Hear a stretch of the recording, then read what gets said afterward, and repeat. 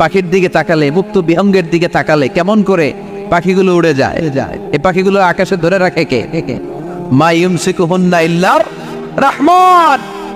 ওই রহমান ছাড়া কেউ পাখিগুলোর শূন্যে ধরে রাখতে পারে না। কত শত আয়াতে যে আল্লাহ পাখির কথা বলেছেন হিসাব নাই। কত ধরনের পাখি যে আল্লাহ বানিয়েছেন কোনো হিসাব নাই। আপনারা ঘরে জিওগ্রাফিক্যাল চ্যানেলগুলো দেখেন? হ্যাঁ, না জি বাংলা দেখেন? স্টার জলসা, কিরণমালা, কি দেখেন? জিওগ্রাফিক্যাল চ্যানেল দেখবেন। ওখানে দেখবেন একটা পাখি আল্লাহ তৈরি করেছে, পৃথিবীর সবচেয়ে ছোট পাখি, নাম হলো হামিং বার্ড। কি নাম? The smallest bird ever in the world. সবচেয়ে ছোট। এটা প্রাপ্তবয়স্কে 3 থেকে 5 ইঞ্চি লম্বা হয়। এটার পূর্ণ যৌবন এটা লম্বা কদ্দুর? 3 থেকে 5 ইঞ্চি। এটা প্রতি সেকেন্ডে ডানা ঝাপটাতে পারে 80 বার। কয়বার? আমাদের ডানা আছে না 2টা? আপনি আপনার ডানা 1 সেকেন্ডে কয়বার ঝাপটাতে পারবেন? হ্যাঁ, আমি ঝাপটাইলাম, কয়টা হয়েছে 1 সেকেন্ডে? হ্যাঁ, 3টা-4টা ঝাপটা দিতেই আমার সেকেন্ড শেষ। কিন্তু এই পাখিটা প্রতি সেকেন্ডে তার 2 পাখা ঝাপটায় কয়বার? পৃথিবীর সব পাখি সামনে ওড়ে, তো এই পাখি সামনে যেমনি ওড়ে, অ্যাট দ্য সেম টাইম এই পাখি পিছনের দিকে উঠতে পারে। সুবহানাল্লাহ। বাড়িতে যাই বললেন ইউরোপের আল্পস পর্বতমালায় গুগল করবেন যে আজকে গুগলে লিখবেন যে আলপিন সুইফট একটা পাখি আছে। এই পাখিটা একবার যখন শূন্যে উড়াল দেয়, উড়ন্ত অবস্থায় এটা আকাশে 6 মাস থাকতে পারে। আকাশের মেঘের আপ থেকে পানি খায়, শূন্যে ভেসে বেড়ানো পোকামাকড় ধরে খেয়ে বেঁচে থাকে। 6 মাস পর একবার জমিনে ল্যান্ড করে, নামে কয়েকদিন থেকে আবার উড়াল মারে, আবার 6 মাস। আলপিন সুইফট। আরেকটা পাখি আছে, অদ্ভুত পাখি, নাম হোমা বার্ড। এই হোমা বার্ড উড়ন্ত অবস্থায় ডিম ফেটে দেয়, আর ওই ডিমটা জমিনে পড়ার আগেই মাঝখানে ডিম ফেটে বাচ্চা বেরোয়, বাচ্চা উঠতে শুরু করে দেয়। এই পাখিগুলোর কথা কোরআনে আছে না নাই? এজন্য আল্লাহ বললেন আওয়ালাম ইয়ারাউ ইলা তাইরি ফাওকাহুম সাফাতি ওয়া ইয়াকবিদনা মা ইউমসিকুহুন্না ইল্লার রাহমান ইন্নাহু বিকুল্লি শাইইন বাসীর। আল্লাহ বললেন নাস্তিকগুলো কি পাখির দিকে নজর করে তাকায় না? পাখির দিকে নজর করে যদি তাকায়, তখন পাখির রব আল্লাহরে খুঁজে পাবে। চিল্লায় বলেন ঠিক কিনা? পাখিকে আরবিতে বললে তয়ের। সবাই বলেন পাখির আরবি কি? বিমানের আরবিও তয়ের। পাখি আরবি যা, বিমান আরবিও। এই পাখি নিয়ে গবেষণা করে বিমান বানাইছে। সুবহানাল্লাহ কইবেন না? আমরা বানাই নাই, আমরা তো খোঁজাখুঁজিতে ব্যস্ত। আমরা আছি ফতুয়া নিয়ে ব্যস্ত। তুই 20 কারণে কাফের, তোর চাচা 90 কারণে কাফের। তোর চাচা মরলে যেই জায়গায় কবর দেয়া হবে, ওই কবরের মাটির উপরে যে ঘাস উঠবে, ওই ঘাস যে গরু খাবে, ওই গরুর দুধ যে খাবে, ও কাফের। আছে না নাই? খালি কাফের ফতুয়া দেয় ব্যস্ত। আমরা ফতুয়া নিয়ে রইলাম, আর ওরা সব আবিষ্কার করে ফেললো। উইলবার রাইট আর অরভিল রাইট, এই 2 ভাই 1903 সালে এই বিমান আবিষ্কার করেছে এই আয়াতের উপর গবেষণা করে। আওয়ালাম ইয়ারাউ ইলা তাইর। ওরা কি পাখি নিয়ে ভাবে না? আমাদের তো ভাবার সময় নেই। আমরা আছি মদ নিয়ে, আর নারী নিয়ে, আর জুয়াবাজি নিয়ে। চিল্লায় বলেন ঠিক কিনা? এমন অনেক মন্ত্রীদের হোটেল আছে যেখানে পতিতালয়ের আড্ডাখানা। চিল্লায় বলো ঠিক কিনা?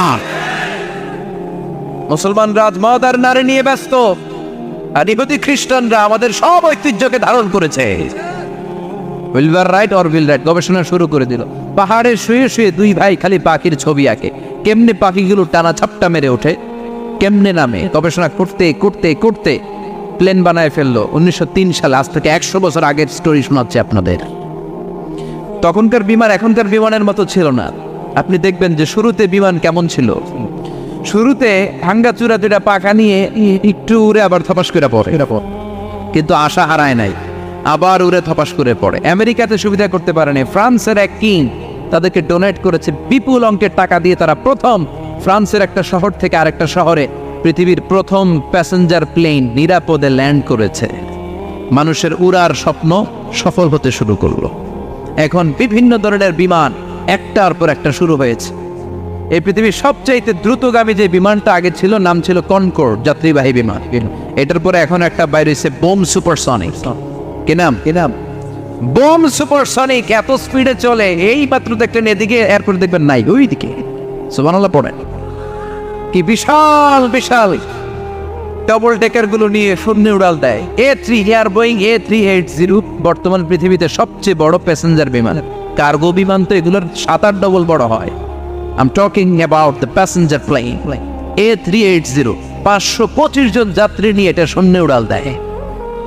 525 জন যাত্রী, কেবিন ক্রু, পাইলট, বিমানের ওজন, খাবার দাবারের ওজন, ফুয়েলের ওজন, 525 জনের লাগেজ ট্যাগেজের ওজন, এই সব নিয়ে শূন্যে উড়াল দেয়।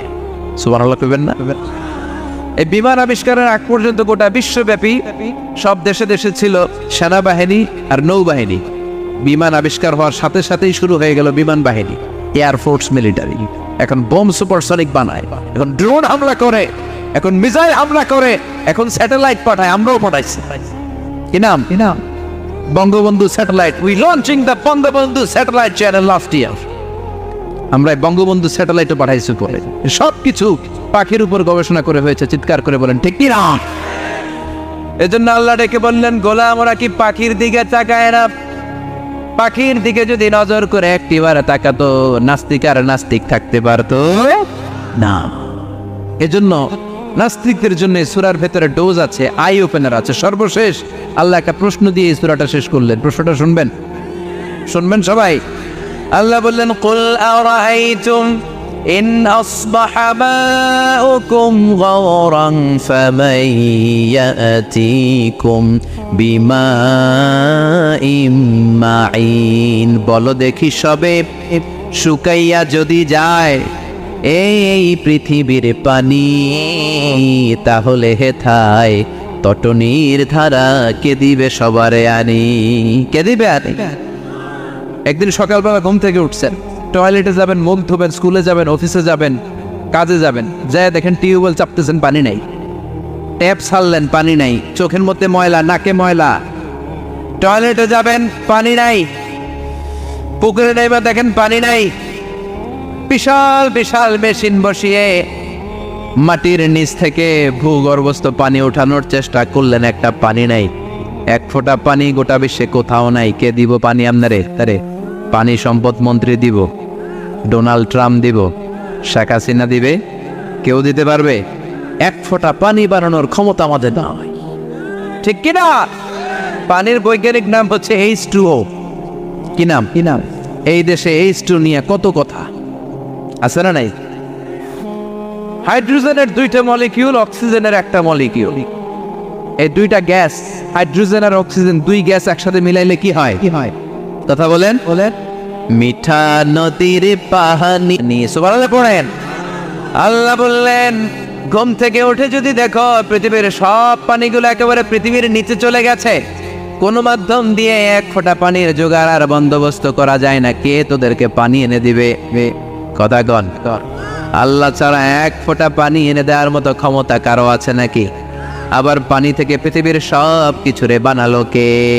ওয়াজআলনা মিনাল মাই কুল্লা শাইইন হাই আফালা ইউমিনুন। আল্লাহ বললেন, পানি থেকে গোটা বিশ্বের সব আমি বানালাম। সব জীবিত জিনিস তৈরি হয়েছে পানি থেকে। এটা কোরআনের কথা। কার কথা? আর 1500 বছর পর বিজ্ঞানীরা এখন বলছে পানি থেকেই সব প্রাণ এসেছে। সুবহানাল্লাহ পড়েন। বিজ্ঞানীদের রিসার্চে এসেছে পৃথিবীর সর্বপ্রথম যে প্রাণীটার উৎপত্তি, এটার নাম নাকি অ্যামিবা। কি নাম? It's a very small unicellular organism in the world. এককোষী শৈবাল অ্যামিবা এসেছে পানি থেকে, ওদের কথা। তারপরে এসেছে জুপ্লাঙ্কটন, ফাইটোপ্লাঙ্কটন, ব্যাকটেরিয়া প্লাঙ্কটন, একটার পর একটা ডেভেলপ করেছে। সব এসেছে পানি থেকে। পানি নাই তো কিচ্ছু নাই। পানি হচ্ছে প্রাণের ব্লুপ্রিন্ট। চিল্লায় বলেন ঠিক কিনা? পানির মধ্যে সব প্রাণের অস্তিত্ব রেখে দিয়েছে কে? আবার ফলের মধ্যে আল্লাহ পানি দিয়ে বললেন, আন্না সাবাবনাল মা সাব্বা। যেখানে যতটুকু পানির দরকার, রসের দরকার, সব রস দিল কে? ক্ষীরার ভিতরে পানি আছে না নাই? কলার ভিতরে, আপেলের ভিতরে, তরমুজ তো পুরাই পানি। কথা গল। ডাবের ভিতরে কে দিল? নাকি আমনে বানাইছেন? কেউ বানাতে পারে? এই পানিগুলো দিল কে? আবার আল্লাহ বললেন মারাজাল বাহরাইনি ইয়ালতাকিয়ানি বাইনাহুমা বারযাখুন লা ইয়াবগিয়ান ফাবিআইয়ি আলাই রাব্বিকুমা তুকাযযিবান। দুই দিকে সাগর বয়ে যায়, একদিকে লোনা পানি, একদিকে মিঠা পানি, একসাথে সাগরটা বয়ে যায়, কিন্তু মাঝখানে এমন ব্লকেজ, একটার পানি আর একটার সাথে মিশানা আটকায় রাখলো কে? দেখছেন আপনারা কোথাও এটা? কই দেখছিলেন? গোয়ালন্দ, বুড়িগঙ্গার এখানে একসাথে পানি বয়ে যায়, এই জায়গায় পানি এই জায়গায় পানি মিলে না, মিশে না। দাউদকান্দির এখানেও আছে, মিশে না। এর কারণ এই পাশের পানি এটা ডেনসিটি হাই, বেশি ঘন, এটা ডেনসিটি লো, এটা পাতলা, এটা টেম্পারেচার হাই, এটা টেম্পারেচার কম, এটা লবণ বেশি, এটা লবণ কম, দুইটা দুই পানি একসাথে বয়ে যায়, একটার সাথে আর একটা মিশে না। এই কারিগরটা কে? চিল্লায় বলতে হবে কে? সেজন্য আল্লাহ বললেন গোলাম পানি দিয়ে আমি বানালাম, পানি ছাড়া বাঁচবি না, এজন্য সব জায়গায় পানির ব্যবস্থা করে দিয়েছে কে? আবার বেশি পানি হলেও মরার ব্যবস্থা আছে না নাই? সাইয়েদনা নূহ আলাইহিস সালামের কওমকে বন্যা দিয়ে ধ্বংস করেছে কে? এজন্য পানি চাইবো কার কাছে? কথা কন।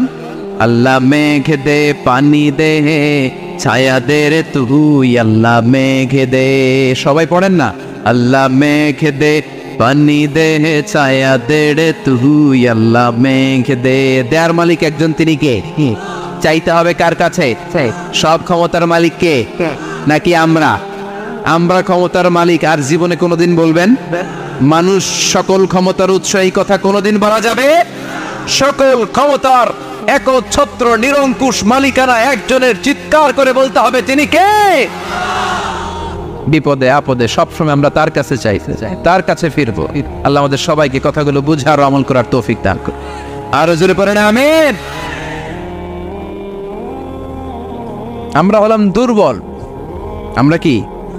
দুর্বলের ঘরের দুর্বল। আমরা যখন জন্মেছিলাম দুর্বল। আমার ছোট্ট একটা মেয়ে আছে, আমি অবাক হয়ে থাকি যে আমিও তাইলে ছোটবেলায় এরকম ছিলাম, না খাওয়ালে খেতে পারে না, পেশাব পায়খানা করে, ঘর নষ্ট করে, বমি করে, দাঁড়াতে পারে না, শুইতে পারে না, লালা পড়তে থাকে, ক্লিন করতে হয়, সব সময় তাকে সার্ভ করতে হয়। কি দুর্বল ছিলাম আমরা! ওই দুর্বলতা থেকে যৌবনের সাময়িক একটা সময় পাই রক্ত গরম। এরকম রক্ত গরম তোমার আগে ছিল না। আগে তুমি দুর্বল ছিলা। তুমি শুধু দুর্বল না, তুমি দুর্বলের ঘরের দুর্বল। আমাদের 14 পুরুষ দুর্বল, চিল্লায় বলেন ঠিক কিনা? কি ক্ষমতা আমাদের! দুর্বল হয়ে দুনিয়ায় জন্মালাম, সাময়িক কিছু সময়ের জন্য যৌবনের শক্তি পেলাম, আবার ওইটার পরে আবার দুর্বল হয়ে গেলাম। রং ধরা যৌবন জং ধরে শেষ, আবার লাঠি নিয়ে হাঁটা লাগে, কোমরে ব্যথা, মাজায় ব্যথা, আবার কুজো হয়ে যায়। কি ক্ষমতা আছে আমার? কি ক্ষমতা আছে? একটু ভূমিকম্প হলে কাঁপাকাঁপি শুরু হয়ে যায়, ঠিক কিনা? ভূমিকম্প হলে বাঁচার জন্য সব দেয় দৌড়। টেলিভিশনের কিছু লাইভ প্রোগ্রাম দেখলাম, উপস্থাপক দৌড়, অতিথিও দৌড়। দেখেন নাই? লাইভ ব্রডকাস্টিং হচ্ছিল, কি সরাসরি সম্প্রচার। যখন দেখা যাচ্ছে চেয়ার কাঁপতেছে, উপস্থাপক দৌড়, আর মেহমানরা বসে আছে মাইক নিয়ে, কিছুক্ষণ পরে আরো কাঁপাকাঁপি বেড়ে গেল, মেহমানও দৌড়। কথা কন। 20 তলা 30 তলা দামি দামি বিল্ডিং গুলোর ফ্ল্যাটের ভেতরে যারা থাকে, তুফান শুরু হলে দেয় দৌড়। কথা কন। ভাড়াটিয়ারা দৌড়ায়, বাড়িওয়ালারা দৌড়ায় না। নিজের বাড়ি তো, এই জন্য দৌড় দেয় না। নাকি ভূমিকম্প হইলে ভাড়াটিয়াও দৌড়, বাড়িওয়ালাও দৌড়। র্যাবের প্রধান দৌড়, পুলিশ প্রধান দৌড়, শুধু প্রেসিডেন্ট আর মাননীয় প্রধানমন্ত্রী দৌড়ায় না। কথা কন। বাঁচার জন্য সব দৌড়। কয়েক বছর আগে পত্রিকায় একটা হেডিং পড়লাম, মাননীয় প্রধানমন্ত্রীকে বহনকারী বিমান এর 33 চক্কর আকাশে। কয় চক্কর? কি যেন সমস্যা হয়েছে, বিমান নামতে পারছিল না। তখন ওনার সাথে আবার স্পেশাল সিকিউরিটি ফোর্স থাকে। ওনারা বলল, honourable prime minister, we can not land now because of some flying মেকানিজমে আমাদের সমস্যা হচ্ছে, আমরা ল্যান্ড করতে পারছি না, ঝামেলা হচ্ছে, নিচে হয়তো কোনো ঝামেলা দেখা দিচ্ছে, আমরা এখন নামতে পারবো না, উই ক্যান নট ল্যান্ড নাও। আপনাকে একটু ধৈর্য ধরে বসে থাকতে হবে। তখন ওই ওনাকে বহনকারী বিমানটা আকাশে 33টা চক্কর মেরেছিল, এটা নিয়ে কাভার করা হয়েছে পত্রিকায়। আপনার কি মনে হয় 17 কোটি মানুষের প্রধানমন্ত্রী, এদেশের সবচেয়ে ক্ষমতাধর নারী, উনি যখন বিমানে বসা অবস্থায় শুনলেন বিমানে ঝামেলা বা নিচে ঝামেলা, ওনার অন্তরে ভয় ঢুকছে কার? উনি বসে বসে জিকির করছে কার? তাহলে দেখেন ক্ষমতাও সবসময় কাজে লাগে না। চিৎকার করে বলেন ঠিক কি না? ক্ষমতা আপনারে বাঁচাতে পারবে না, আপনারে বাঁচাতে পারে একজন। চিৎকার করে বলেন তিনি কে? এজন তুফান যখন শুরু হয়, জলোচ্ছ্বাস যখন শুরু হয়, ঘূর্ণিঝড় যখন শুরু হয়, সিডর যখন শুরু হয়, বন্যা যখন শুরু হয়, তখন বোঝা যায় আল্লাহ কারে কয়। কক্সবাজারে যখন জলোচ্ছ্বাস হয়, মহেশখালী দ্বীপে যখন তুফান হয়, টর্নেডো হয়, জলোচ্ছ্বাস হয়, গৌতম বুদ্ধের অনুসারী যেই বুদ্ধ ধর্মের লোকেরা আছে, বুদ্ধ পাত্রীরাও নেমে নেমে জিকির করা শুরু করে দেয় কার? সবাই তখন পড়ে লা ইলাহা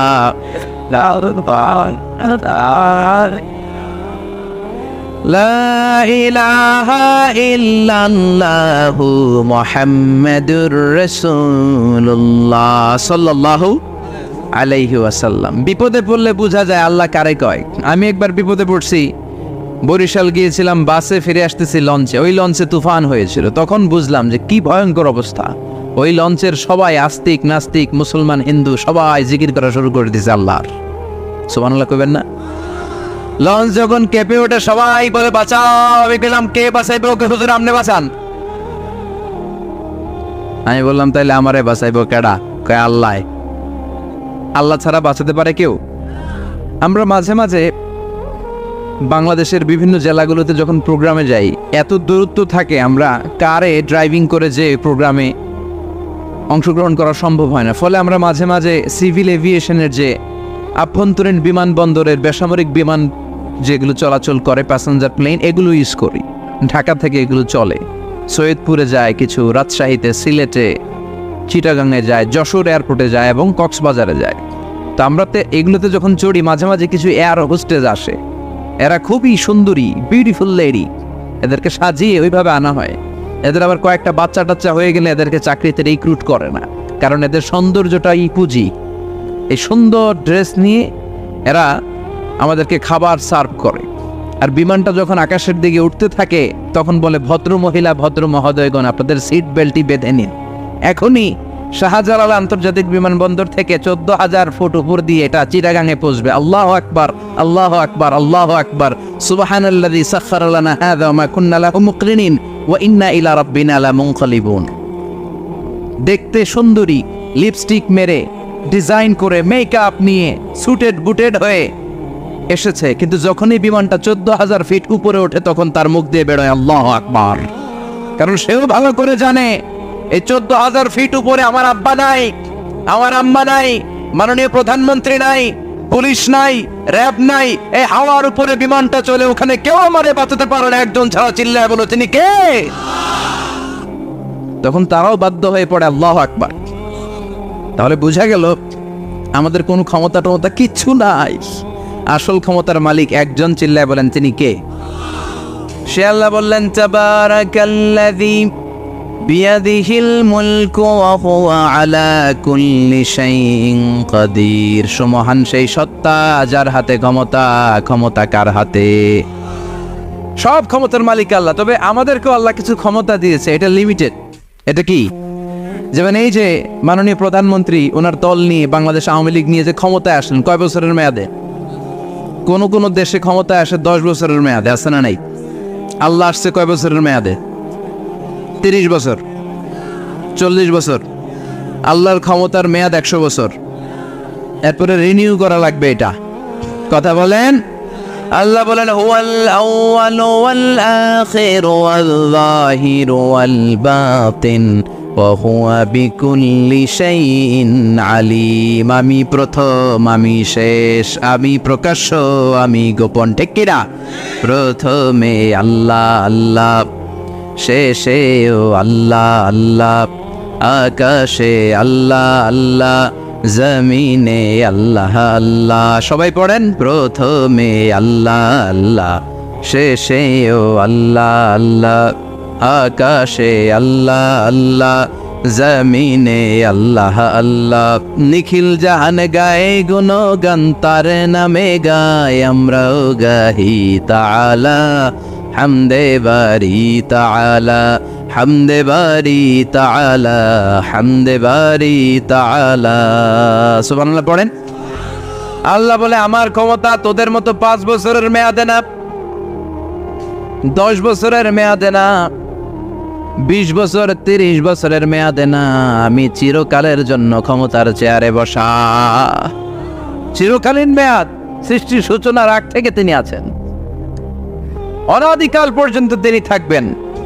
তার ক্ষমতার মেয়াদ আনলিমিটেড মেয়াদ। চিৎকার করে বলেন ঠিক কিনা? আবার পৃথিবীর অনেক দেশে দেখবেন ডেমোক্রেটিক সিস্টেমে, আমাদের দেশেও তো গণতান্ত্রিক সিস্টেমে ভোটাভুটির মধ্য দিয়ে ক্ষমতায় আসে না, যাদেরকে ভোট দেওয়া হয় বেশি তারা ক্ষমতায় চলে যায়। আল্লাহ তো ভোটে আসছে ক্ষমতায়, কথা কন তো কেমনে আসছে? কারচুপি করে, কথা বলেন। আল্লাহ ভোটে আসা লাগে নাই, কেউ তাকে ভোট দেওয়া লাগে না। আবার অনেক দেশে আছে মোনার্কি সিস্টেম, রাজতন্ত্র, রাজার পোলা রাজা, আল্লাহর বাপ ছিল রাজা, এই জন্য আল্লাহ রাজা, কথা বলেন না। আল্লাহ রাজতন্ত্রের সিস্টেমে আসে নাই। আবার অনেক দেশে আছে ডিক্টেটরশিপ, একবার ক্ষমতা পাইলে মাগারছে আর ছাড়ে না, আছে না নাই? 20 বছর 30 বছর চলতেই থাকে, আছে না নাই? আল্লাহ কি এই সিস্টেমে আসছে? আল্লাহর ক্ষমতার সাথে পৃথিবীর কারো ক্ষমতার কোনো মিল নাই। চিৎকার করে বলেন ঠিক কি না? আবার অনেক দেশে কোয়ালিশন করে ক্ষমতায় যেতে হয়, জোট করে। জোটের রাজনীতি এদেশে আছে না নাই? 4 দলীয় জোট, 10 দলীয় জোট, 14 দলীয়, 18 দলীয়, 20 দলীয়, মহাদলীয়, মহাজোট, সামনে হবে মহাজোট। কথা ঠিক কিনা বলেন? তো আল্লাহ কিরকম জোট করে আসা লাগছে? কথা বলেন। তার মানে আল্লাহর ক্ষমতা আমাদের ক্ষমতা এক নয়। আবার পৃথিবীর অনেক দেশে গণ অভ্যুত্থানের মাধ্যমে অনেককে ক্ষমতা থেকে নামানো হয়, ঠিক কিনা? গণ অভ্যুত্থান হয় না, সেনাবাহিনীরা কু করে না, মিলিটারি কু করে ক্ষমতা থেকে নামায়। তো আমরাও যদি আল্লাহর বিরুদ্ধে একটা আন্দোলন করি, আল্লাহ তো নেমে যাবে, নামানো যাবে না? আচ্ছা, আমরা পারলাম না, জিনেরা যদি আমাদের সাথে যোগ দেয়, মানুষ জিন ভাই ভাই, আল্লাহর রক্ষা নাই, কথা বলেন, তাও পারা যাবে না। ফেরেশতারাও যদি কয় আমরাও মানি না, তাইলে তো শেষ আল্লাহর গদি। আল্লাহ বলে গোটা বিশ্বের সবাই মিলে যদি আমার বিরুদ্ধে আন্দোলনে নেমে যাস, আমার ক্ষমতার বিরুদ্ধে যদি মিছিল দেয়া শুরু করে দিস, আমার ক্ষমতার 1 ইঞ্চিও কমাতে পারবি না। সুবহানাল্লাহ পড়েন। এজন্য আল্লাহ বললেন তাবারাকাল্লাযী বিয়াদিহিল মুলকু ওয়া হুয়া আলা কুল্লি শাইইন কাদির। সুমহান সেই সত্তা যার হাতে ক্ষমতা, ক্ষমতা কার হাতে? আবার দেখবেন পৃথিবীর অনেক দেশের রাজা সিস্টেম, যেখানে বয়সের ভাড়া যখন ন্যূজ্য হয়ে যায়, 80-90 বছর বয়স হয়ে যায়, স্বেচ্ছায় ক্ষমতা ছেড়ে দেয়, ছেড়ে দিয়ে রিটায়ারমেন্টে যায়। কথা কন, শোনেন নাই মনে হয়? আছে না নাই? অনেক রাজা স্বেচ্ছায় ক্ষমতা ছেড়ে দিয়ে রিটায়ারমেন্টে যায়, বয়সের ভারে ন্যূজ্য। তা আল্লাহ তো ওই কবে থেকে ক্ষমতায়, বুড়ো হয়ে গেছে এখন, কথা কন। এখন আল্লাহর চলতে লাঠি লাগে, আগের মতো ক্ষমতা নাই, চোখে সানগ্লাস লাগে, পাওয়ারওয়ালা গ্লাস ছাড়া আল্লাহ মনে হয় দেখে না, কথা কন।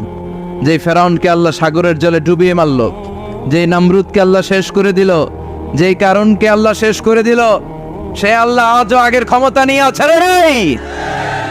এই জন্য বিয়াদিহিল মুলক, তার হাতে ক্ষমতা, ওহু আলা কুল্লি শাইইন কাদির, তিনি চাইলে সব করতে পারেন। তিনি রাজারে প্রজা বানাতে পারেন, প্রজারে রাজা বানাতে পারেন, ধনীরে গরিব বানাতে পারেন, গরিবরে ধনী বানাতে পারেন। তিনি সাগরকে মরুভূমি করতে পারেন, মরুভূমিকে দরিয়া করে দিতে পারেন। তিনি কে? ওয়া হুয়া আলা কুল্লি শাইইন কাদির, তিনি যেটা চান সেটাই করতে পারেন। চিল্লায় বলেন ঠিক কি না? এরপর আল্লাহ বললেন আল্লাযী খালাকাল মাউতা ওয়াল হায়াতা লিয়াবলুয়াকুম আইয়ুকুম আহসানু আমালা। ও আল্লাহর আদেশে দেহে ঢুকে আল্লাহর আদেশে বের হয়ে যায়, ঠিক কি না? এই যে ছোট্ট বাচ্চাটার দেহের ভিতরে যে রুহ ঢুকলো, কে দিল? 120 দিনের আগে মানব শিশুর দেহের ভিতরে কিন্তু রুহের ফুৎকার হয় না। সহিহ বুখারীর বর্ণনা। 40 40 40, 3 40 কত কথা বলেন? প্রথম 40 থাকে নুতফা, তারপরের 40 হয় আলাকা, তারপরের 40 হয় মুদগা, sperm drop, blood clot, and then the little flesh. ছোট্ট নাপাক পানি ছিলাম, শুক্রাণু ছিলাম আমরা। কি ছিলাম? শুক্রও ছিলাম না, শুক্রাণু, শুক্রের অণু। এক ফোঁটা শুক্রের মধ্যে 20 কোটি অণু থাকে, ওই 20 কোটির একটা ছিলাম আমি আর আপনি। সুবহানাল্লাহ, বাড়িতে গিয়ে বললেন। ডিম্ব আমরা ছিলাম না, আমরা ছিলাম ডিম্বাণু। ডিম্বের এই ডিম্বাণু আর শুক্রাণু দুইটা মিলে আল্লাহ আমাদেরকে বানায় ফেললেন জাইগট, সেখান থেকে এমব্রয়ো, তারপরে আস্তে আস্তে ইনিশিয়াল স্টেজগুলো শেষে একটার পর একটা স্টেজ পার করে তিনি আমাদেরকে বানালেন আলাকা, সেখান থেকে মুদগা।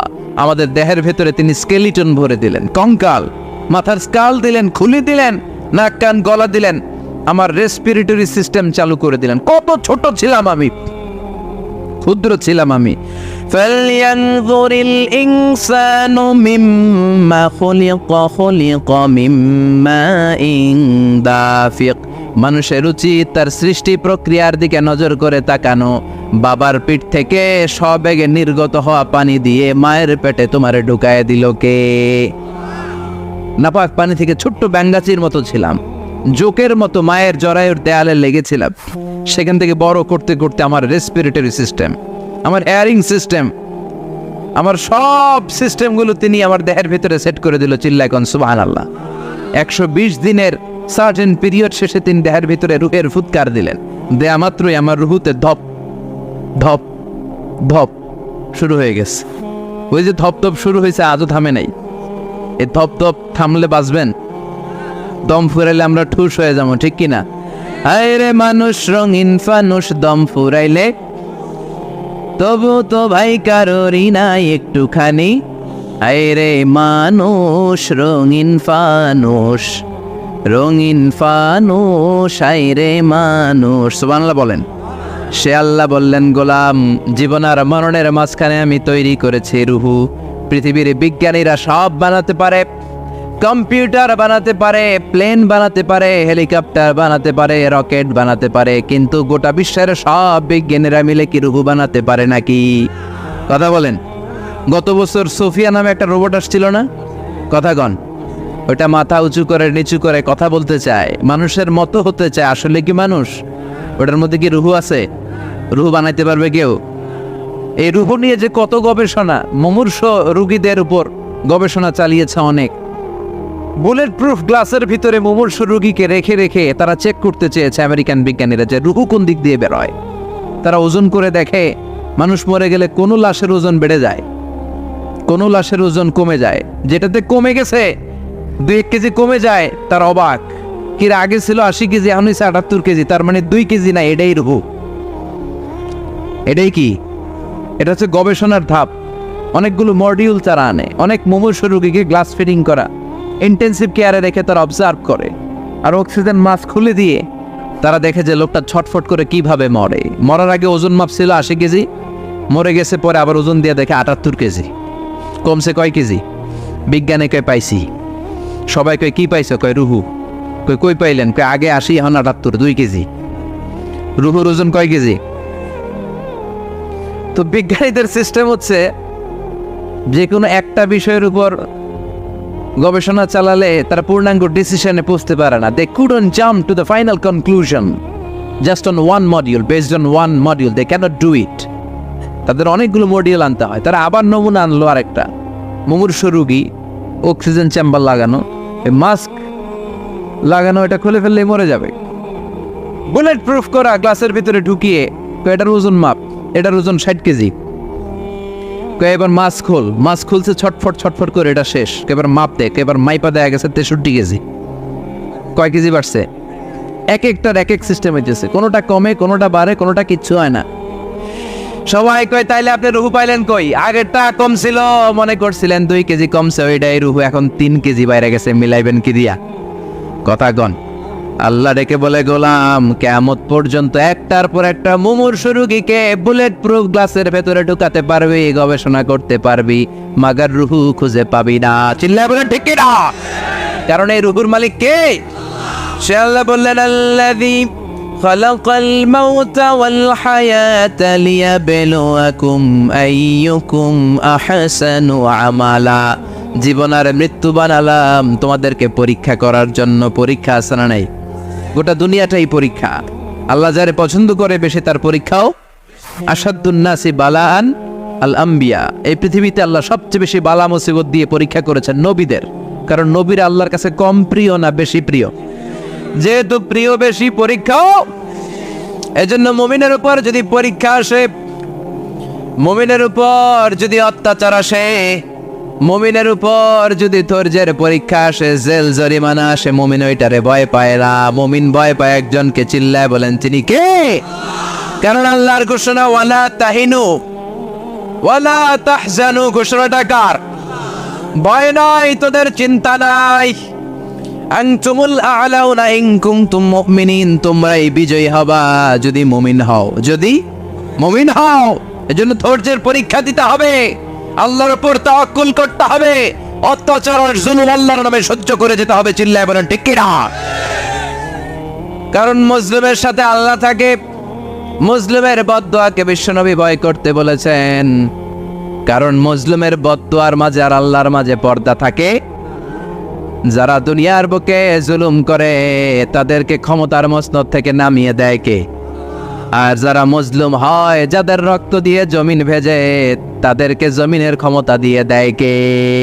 আর যারা রক্ত ঝরায়, ইতিহাস বলে তারা শেষ পর্যন্ত প্রাণ আর জান নিয়ে পালাবার জায়গাটা পায় না। চিল্লায় বলেন ঠিক কিনা? এজন্য মুমিন খুব ভালো করে জানে, রাত্রি যত গভীর হয়, সুবহে সাদিকের সময় কাছে আসতে থাকে। আমার জাহান্নাম দেখেছি কিনা বলো? ফেরেশতারা বলে না, জাহান্নাম দেখে নাই। আমার জান্নাত দেখেছে কিনা বলো? জান্নাতও দেখে নাই, কিছুই দেখে নাই, আপনারও দেখে নাই। আল্লাহ এবার খুশি হয়ে যাবে। আমার খুশির জন্য আমার ভয়ে তৃষ্ণার্ত ক্ষুধার্ত সামনে খাবার হাত বাড়ালেই খেতে পারে, গ্লাসটা তুললেই পান করতে পারে, আমার ভয়ে খায় না। আমার ক্ষমা চায়, আমার কাছে ক্ষমা প্রার্থনা করে। এখন আমার বান্দা যা দোয়া করবে, বান্দার সব দোয়া আমি কবুল করে নেব। আল্লাহর ভালোবাসা সফট কর্নার খুব গ্রো করে। যোগ বুঝে খুব মারতে হবে, ঠিক কিনা? সময় মতো কাজ করতে হবে। সময়ের 1 ফোঁট, অসময়ের 10 ফোঁট। সময় মতো 1 ফোঁটা দিলে যেই লাভ, অসময়ে 10 ফোঁটা দিলে ওই লাভ হবে না। সময় মতো কাজ করতে হবে। ইফতারের আগ মুহূর্তে দোয়া করবেন।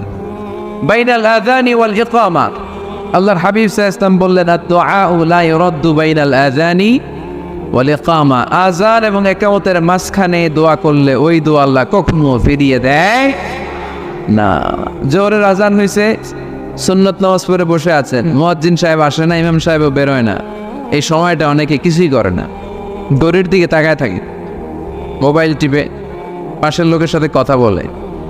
কিন্তু এটা যে it's a very high time to make দোয়া, এটা যে দোয়া করার সবচেয়ে দামি সময়, এটা অনেকে টেরই পায় না। ইউসুফের খিলের ভাইয়েরা, আপনাদের মনে থাকবে তো, আযান ইকামতের মাঝখানে সময় পেলে কি করবেন? লিস্ট করবেন কি কি লাগবে। আল্লাহ আমার টাকা লাগবে, আল্লাহ আমার পয়সা লাগবে, আল্লাহ আমার স্বাস্থ্য খারাপ সুস্থতা লাগবে, আল্লাহ আমার ছেলে নাই ছেলে লাগবে, আল্লাহ আমার মেয়ে নাই মেয়ে লাগবে, আল্লাহ আগামী ইলেকশনে আমি দাঁড়াইতে চাই, আমার তুমি চেয়ারম্যান বানাই দিও। এইগুলো লিখবেন। পারবেন? কথা কয় না। পারবেন? পারবেন? সুপার শপে গেলে কি কমন পড়ছে নাকি আপনাদের দোয়া? হ্যাঁ, ও চেয়ারম্যান সাহেব আপনি? মাশাআল্লাহ মাশাআল্লাহ। তো এই যে এগুলো লিখবেন। সুপার শপে গেলে কিন্তু আমরা লিস্ট করি, চাল লাগবে, ডাল লাগবে, রসুন লাগবে, পেঁয়াজ লাগবে, করি না লিস্ট? দেখেন দুনিয়ার জন্য কত কনসাস আমরা, কত সচেতন, কিন্তু আল্লাহর কাছে কি চাওয়া লাগবে ওইটা নিয়ে টেনশন নাই। লিস্ট করবেন আর চাবেন। এরপর আল্লাহর হাবিব বললেন, দুবুরা সালাওয়াতিল মাকতুবা, প্রত্যেক ফরজ সালাতের পরে আমরা যে আল্লাহর কাছে দোয়া করি, ওই দোয়া কবুল করে কে? তাসবিহ পড়বেন আগে, এরপরে দোয়া। ওইটা আমাদের দেশে যেটা, ওইটা না। আসসালামু আলাইকুম রাহমাতুল্লাহ, আসসালামু আলাইকুম ওয়া রাহমাতুল্লাহ, আল্লাহুম্মা আমিন ইয়া আরহামার রাহিমিন। আসলে এরকম একটা দোয়া আল্লাহর হাবিব কিন্তু এরকম করতেন না, সাহাবারা করতেন না। ওনারা বসে বসে তাসবিহ পড়তেন লম্বা সময়। তাসবিহ পড়ে এরপরে দোয়া করেন, কবুল হবে। আয়াতুল কুরসি পড়বেন, কবুল করে নেবে কে? মান ক্বারা আয়াতুল কুরসি দুবুরা কুল্লি সালাওয়াতিন মাকতুবা লাম ইয়ামনাহু মিন দুখুলিল জান্নাতি ইল্লাল মাউত। প্রত্যেক ফরজ সালাতের পরে যে একবার করে আয়াতুল কুরসি পড়ে, তার জান্নাতে ঢোকার ক্ষেত্রে আর কোনো বাধা নেই। একটা জিনিস ছাড়া, মরণ, মরে না তাই জান্নাতে যায় না, মরলেই জান্নাতি। আরো জোরে পড়েন সুবহানাল্লাহ। এরপর আল্লাহর হাবিব বললেন, বৃষ্টির নিচে দাঁড়িয়ে দোয়া করো। বৃষ্টি যখন পড়ে, বৃষ্টির নিচে দাঁড়িয়ে আপনি দোয়া করবেন, দোয়া কবুল করবে কে? আবার নামাজের মধ্যে 3 জায়গায় দোয়া কবুল হয়। নামাজের শুরুতে, সিজদায় পড়ে, সালাম ফেরানোর আগে। আমরা নামাজ শুরু করি সানা দিয়ে, তাই না? সুবহানাকাল্লাহুম্মা বিহামদিকা, এটা পড়ি না?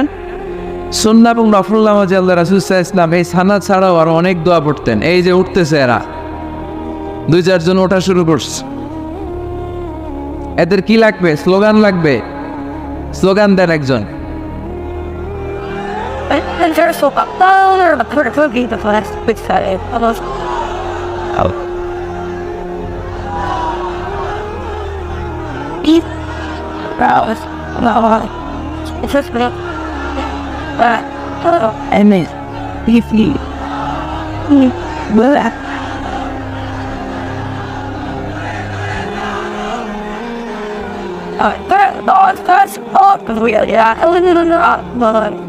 বিপ্লব, বিপ্লব। ফজরের সময় খাতার নিচে ইসলামী বিপ্লব, ফজরের সময় আমি কম্বলের নিচে। এরকম ডাকাইতে আসরে নাই না, এরকম না। সব জায়গায় আগে থাকতে হবে, নামাজেও আগে, ময়দানেও আগে, ঠিক কি না? এরাই আসল মুসলমান। শুধু বিপ্লব, বিপ্লব, ইসলামী বিপ্লব। ফজরের সময় মুসল্লি নাই মসজিদ, এরা ইসলামে বিপ্লব করে ফেলতেছে। ফজরের সময় বিপ্লব করতে হবে। বিপ্লব, বিপ্লব, ফজর নামাজের বিপ্লব, ঠিক কি না? মুসল্লি শূন্য মসজিদ, ফজরের সময় মুসল্লি নাই। আমাদের দেশে দেখেন, ফজরের নামাজ পড়া সুন্নত না? কে? জুমার নামাজ পড়া ফরজ। এটাও ফরজ, ওইটাও ফরজ। জুমার নামাজে জায়গা পাওয়া যায়? পাওয়া যায়। পাক্কা মুসল্লি একটু দেরি করে গেলে উনি 3 তলাও জায়গা পায় না, অন্য সিজনাল মুসল্লিদের ভিড়ে, ঠিক কিনা? এটাও ফরজ, ওইটাও ফরজ। কিন্তু ফজরের নামাজের কি অবস্থা? ইসুবের খেলে কি অবস্থা বলেন? এটা হইলো আসল ওয়াজ। হ্যাঁ, কি অবস্থা? ইমাম সাহেব হুজুর কই? ইমাম সাহেব আছে এখানে? কেউ? ইমাম আপনি, আপনার কি অবস্থা মসজিদে ফজরে? হ্যাঁ হ্যাঁ, কিরকম হয়? জুমার নামাজের মতো হয় না? হয় না, জুমার নামাজে বেশি। যেদিন ফজরের দৃশ্য জুমার দৃশ্যের মতো হয়ে যাবে, ওই দিন হয়ে যাবে বিপ্লব, বিপ্লব, ইসলামী বিপ্লব। আর কিছু লাগবে না। ফজরের সময় আসেন সবাই মসজিদে, ইসলামী বিপ্লব করে ফেলবো আমরা। এদেশের ফজরের দৃশ্য একরকম, জুমার দৃশ্য আরেক রকম। ফজরের দৃশ্য যদি জুমার দৃশ্য হয়ে যায়, জুমার দৃশ্য যদি ফজরের দৃশ্য হয়ে যায়, ইসলামী বিপ্লব। This is the Islamic revolution. এটার উপরে ইসলামিক বিপ্লব।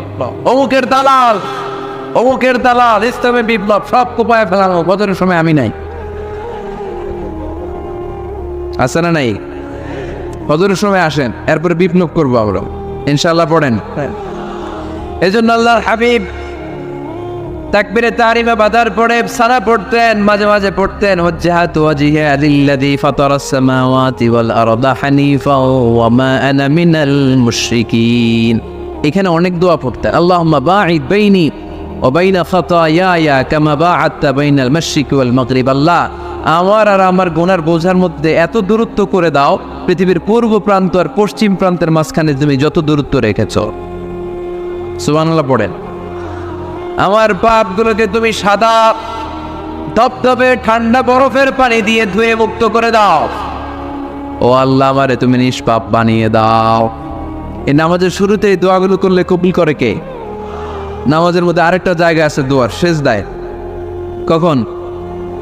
ওয়াসজুদ ওয়াক্তারিব। আল্লাহ বলেন সেজদা দাও, আমার কাছে আস। সেজদায় পড়ে যা বলার আল্লাহরে বলবে। মনে থাকবে? যুবক ভাইয়েরা, তোমাদের মনে থাকবে? যা চাইতে মনে চায় সেজদায় পড়ে চাও। তুমি যখন সেজদায় লুটিয়ে পড়ো, তুমি মসজিদের টাইলসে সেজদা দাও নাই, তুমি আল্লাহর কুদরতি পায়ের উপরে সেজদা দিয়েছ। সেজদায় আমরা আল্লাহর সাথে কথা বলবো। সর্বশেষ সালাম ফিরানোর আগে দোয়া করলে কবুল করে কে? লা ইউসাল্লিমান্না আহাদুকুম হাত্তা ইয়াতাআওয়াদা আন আরবা। চারটা জিনিস থেকে পানাহ না আছে আমার কোন উম্মত যেন সালাম না ফিরায়। সবাই যেন পড়ে আল্লাহুম্মা ইন্নী আউযু বিকা মিন আযাবিল কবর, আউযু বিকা মিন আযাবি জাহান্নাম, আউযু বিকা মিন ফিতনাতিল মাহইয়া ওয়াল মামাত, আউযু বিকা মিন ফিতনাতিল মাসিহিদ দাজ্জাল। পড়েন আমিন। দোয়া মাসুরা পড়ে এই দোয়াটা পড়ে সালাম ফিরাবেন। কবুল করবে কে? জুমার দিনে, আজকে কি বার? আজকেই তো জুমাবার। এই জুমার দিনে আল্লাহর হাবিব বলেন একটা সময় আছে, ওই সময় বান্দা যাই চায় আল্লাহ তাই দেয়। ওই সময়টা কখন? এই নিয়ে মুহাদ্দিসিন ইকরামদের মধ্যে ইখতিলাফ। সবচেয়ে গ্রহণযোগ্য মত হচ্ছে আসরের পর থেকে শুরু করে সূর্য ডোবার আগ পর্যন্ত। ওই মুহূর্তে দোয়া করবেন, এই সময়গুলো নোট করে রাখবেন। এই সময় চাইলেই আল্লাহ দিয়ে দেয়। এরপর আল্লাহর হাবিব বললেন কদরের রাত্রে দোয়া করলে কবুল করে কে? আমরা বাংলাদেশে শুধু 27 পালন করি, বাকি 5 দিনের খবর নাই। এরকম আছে না নাই?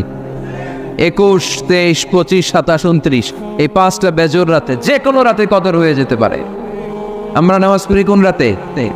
27। সারা রাত কানতে কানতে শেষ, ওদিকে কদর চলে গেছে 23 তারিখ। আছে না নাই? হতে পারে। বুদ্ধিমান মুমিনের কাজ হচ্ছে বেজোর 5 রাত্রিতে, শেষ দশকের 5 বেজোর রাত্রিতে এক সমান তালে ইবাদত করা, যাতে কোনো ক্রমে কদরের বরকত ছুটে না যায়। এরপর আল্লাহর হাবিব বললেন কেউ যদি কোরআন খতম করে, কোরআন খতমের পরে যে ব্যক্তি দোয়া করবে তার দোয়াটা কবুল করে কে? মান খাতামাল কোরআন ফালাহু দাওয়া মুস্তাজাবা। কোরআন খতম করার পরে দোয়া করলে আল্লাহ দোয়া কবুল করে। হজের ময়দানে দোয়া করলে কবুল করে কে? আরাফাতের ময়দানে দোয়া কবুল হয়। তাওয়াফ করা অবস্থায় দোয়া করলে কবুল হয়। জামজামের পানি খেয়ে, মা উ জামজাম লিমা সুরিবালা, যেই নিয়তে জামজামের পানি খায় ওই নিয়ত কবুল করে কে? মুজদালিফায় দোয়া আল্লাহ কবুল করেন, মতাফে কবুল করেন, মুলতাজামে কবুল করেন। কাবা ঘরের হাজরে আসওয়াদের কর্নার, কাবা ঘরের দরজা, 2 জায়গার মাঝখানে একটা জায়গা আছে, এটার নাম মুলতাজাম। এইখানে হয় ধাক্কা ধাক্কি। সুযোগ হলে ওইখানে দাঁড়িয়ে ওইখানে টাচ করে শরীর লাগিয়ে দোয়া করবেন, কবুল করবে কে? কিন্তু সুযোগ পাওয়া যায় না। এক মাওলানার সুযোগ পেয়েছিল, ধাক্কা ধাক্কি করে কোনো রকম গেছে, যে একটা দোয়া করছে আল্লাহর কাছে, আল্লাহ জীবনে যা দোয়া করছিলাম আর যা করবে সব কবুল করে নাও। এই দোয়া করার সাথে সাথে খাইছে এক টাক্কা, খাইয়ে অনেক দূর, তো কাম হয়ে গেছে, সমস্যা নেই। দোয়াটা কি করছিল? কি করেছিল? আল্লাহ জীবনে যত দোয়া করেছি আর যত দোয়া করব সব তুমি কবুল করে নিও। একটা দোয়া করছে উনি। মুলতাজাম ধরে কয় দোয়া করছে? এক দোয়া। কারণ কয়টা চাবে ওখানে? আল্লাহ এটা দাও ওইটা দাও, চাওয়ার সময় আছে, ওইখানে খালি ধাক্কা ধাক্কি। এজন্য উনি একটা চাইছে, আল্লাহ যা জীবনে চাইছিলাম আর যা চাবো সব তুমি কবুল করে নিও, এটাই চাই, আর কিছু চাই না। সুবহানাল্লাহ পড়তে পারলেন না? বৃহস্পতি শুক্র টানা 7 দিন সুবহানাল্লাহ পড়েন। এইবার আবার অতিবৃষ্টির চোটে মদিনায় বন্যা শুরু হয়ে গেছে। কি বন্যা? পরের জুমাবারে ওই সাহাবী আবার খুতবার সময় আয়েশা হাজির। আয়েশা বলে, ইয়া রাসূলুল্লাহ আর দরকার নাই, আর দরকার নাই, অনেক হয়েছে, এবার একটু বন্ধের দোয়া করে। কিসের দোয়া? বৃষ্টির বন্ধের দোয়া। গত সপ্তাহে বৃষ্টির জন্য দোয়া, 1 সপ্তাহের ব্যবধানে বৃষ্টি বন্ধের দোয়া। আল্লাহর হাবিব আবার হাত তুলে দোয়া করলেন, আল্লাহুম্মা হাওয়ালাইনা ওয়ালা আলাইনা। আল্লাহ আর লাগবে না, হাওয়ালাইন আমাদের চারিপাশে দেন, পাহাড় পর্বতে দেন, মদিনাতে দিয়েন না। সাহাবারা বললেন জুমার নামাজ করে বের হয়ে দেখি পুরো মদিনার চারদিকে মেঘের একটা এরকম চাকতি, চারদিকে মেঘ, মাঝখানে নীল আকাশ আমরা দেখতে পেলাম। মদিনার জমিন এক ফোঁটা বৃষ্টি নাই, ওই যে তোরে তুফান, ওই পাশে থান্ডার বজ্রপাত, ওই দিকে বৃষ্টি, ওই যে ওদিকে বৃষ্টি। মদিনা শহরের মধ্যে বৃষ্টি নাই, এই চাকতির মাঝখান দিয়ে আমরা নীল আকাশ আর সূর্যের প্রভা দেখতে পেলাম। বিশ্বনবীর দোয়ার বরকত। হাত তুলে দোয়া করবেন, সব জায়গায় না, যেখানে আল্লাহর হাবিব করেছেন। দোয়া হাত তুলেও করা যায়, হাত না তুলেও করা যায়, যেভাবে আল্লাহরে ডাকেন তিনি শোনেন কিনা। আল্লাহর হাবিব বলতেন ইন্নাল্লাহা হাইয়ুন কারীম, আল্লাহ খুব লজ্জাশীল। আল্লাহ কি? আল্লাহর হাবিব বলতেন কেউ যদি হাত তুলে আল্লাহর কাছে দোয়া করে আর চায় ওই হাত ফিরিয়ে দিতে আল্লাহর নাকি লজ্জা লাগে। সুবহানাল্লাহ কইতে পারলেন না? আবার দোয়া যখন করবেন আল্লাহর নামগুলো উচ্চারণ করে দোয়া করবেন। আল্লাহর অনেকগুলো সুন্দর নাম আছে না নাই? ইন্না লিল্লাহি 99 ইসমা, আল্লাহর রয়েছে 99টা সুন্দর সুন্দর নাম। এই নামগুলো যে মুখস্থ করবে, নামের হক যেই ব্যক্তি আদায় করবে, তারে জান্নাতের মালিক বানায়া দিবে কে? দোয়া যখন করবেন আল্লাহর আসমাউল্লাহিল হুসনাগুলো বলে বলে আল্লাহরে ডাকবেন। আল্লাহর একটা সুন্দর নাম আছে আর রহমান। কি নাম? মানে দয়ালু। রহমান মানে কি? দয়াময় রহমান। শেখালেন কোরআন, বানালেন ইনসান, শেখালেন বায়ান। দয়াময় রহমান, শেখালেন কোরআন, বানালেন ইনসান, শেখালেন বায়ান।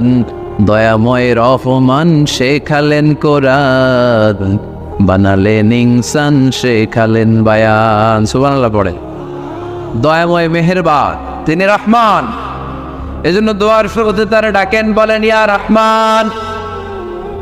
সবাই পড়েন ইয়া রহমান, ইয়া রহিম, ইয়া গফুর, ইয়া গফফার, ইয়া সত্তার, ইয়া জব্বার। দোয়ার শুরুতে এই নামগুলো ধরে ধরে যদি আবেগ নিয়ে, ভালোবাসা নিয়ে আল্লাহরে ডাকেন, দোয়া কবুল করে নিবে কে? এই দোয়ার মাঝখানে যদি এক ফোঁটা চোখের পানি ফেলতে পারেন, কবুল হবে? কবুল করবে কে? চোখের পানি ফেলবার চেষ্টা করবেন।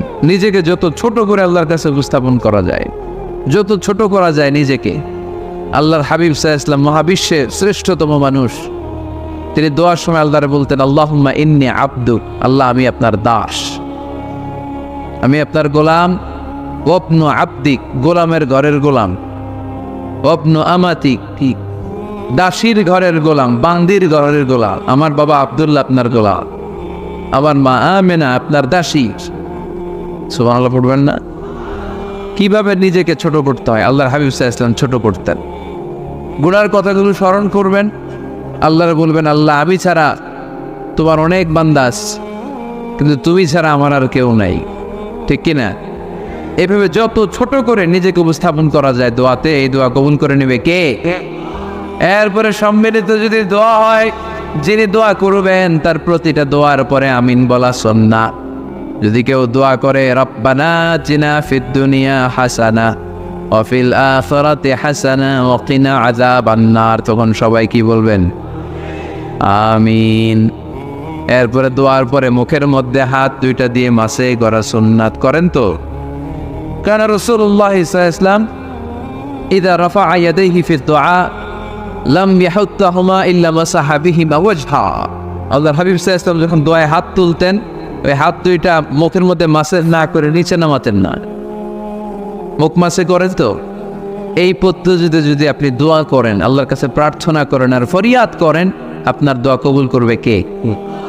যখনই দোয়া করেন আপনার ডাকগুলো শোনে কে? তারপরেও বিশেষ কিছু সময় আছে, বিশেষ কিছু মুহূর্ত আছে, ওই মুহূর্তগুলোতে দোয়া করলে দোয়া কবুল করে কে? এর মধ্যে একটা মুহূর্ত হলো তাহাজ্জুদের মুহূর্ত।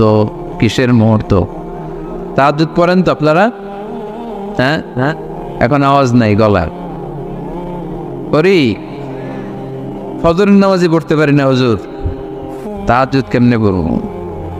ومن الليل فتهجد به نافلة لك عسى أن يبعثك ربك مقاما محمودا। এটা এমন নামাজ, এই নামাজের পরে দোয়া করলে কবুল করবে কে? ওই মুহূর্তে আল্লাহ প্রথম আকাশে মনোনিবেশ করেন, ডাকতে থাকে, কার কি লাগবে চাও? টাকা লাগবে টাকা দেব, সম্পদ চাও সম্পদ দেব, সম্মান চাও সম্মান দেব, বউ লাগলে বউ দেব। আছে না নাই? লাগবে না? এদিকে তো বেশিরভাগ অবিবাহিত মনে হচ্ছে। বিয়ে করো নাই কারা কারা দেখি? খাইছে, সবার তো বউ লাগবে দেখা যায়। আল্লাহর কাছে চাইবা, দিবে কে? দেয়ার মালিক কে? মনের বাসনা পূরণ করে কে? ওই আল্লাহর কাছে যেন আমরা চাই। বিয়ের কথা শুনলে সব সজাগ, আর ঘুমে ধরে না। এখন সজাগ জাতি, চাইতে হয়। যুবক ভাইরা, চাইতে হবে আল্লাহর কাছে। নেককার স্ত্রী চাইতে হয়, নেককার সন্তান চাইতে হয়। তাহাজ্জুদের সালাতে যেন আল্লাহর আমরা বলতে পারি, আল্লাহ এমন জীবন সঙ্গিনী দাও, রূপবতী, গুণবতী, নেককার, যার সাথে দুনিয়াতেও থাকবো জান্নাতেও থাকবো। ঠিক কিনা? এই দাম্পত্য জীবন কি শুধু দুনিয়ায়? আমার স্ত্রী আমার সাথে জান্নাতে যাক, আমি চাই কি চাই না? মুমিনরা দুনিয়াতেও একসাথে জান্নাতেও একসাথে। ঠিক কিনা? তাহাজ্জুদের দোয়া আল্লাহ ফিরায় না।